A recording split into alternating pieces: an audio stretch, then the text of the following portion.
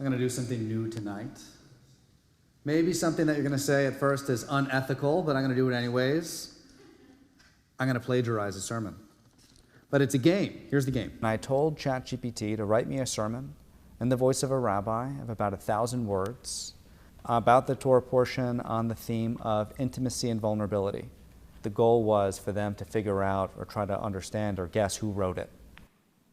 It requires us to let go of our ego, to be willing to be vulnerable when we are able to be vulnerable with others. People thought that this content was generated by these really wise, smart, thoughtful individuals, or it had actually come from ChatGPT, 100% of it. And it's something that we must actively... I thought it was kind of going to be like Google Search Engine Plus. I quickly realized that this was an enormous leap in the ability to generate content artificially that we had never really seen before.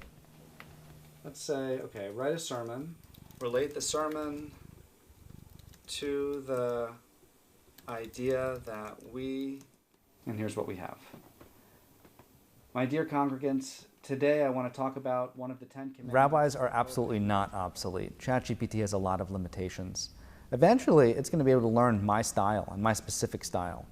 But giving a sermon and teaching a congregation is more about being in touch and being in relationship with them.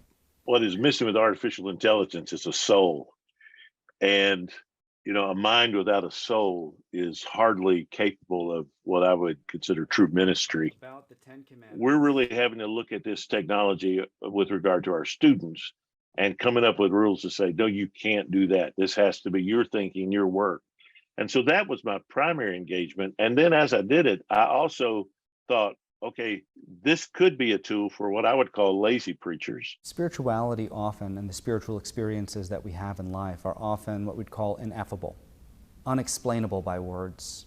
And so no matter how good ChatGPT can possibly be at describing and using language and describing experiences, it can't really understand spirituality. That's a major limitation of it.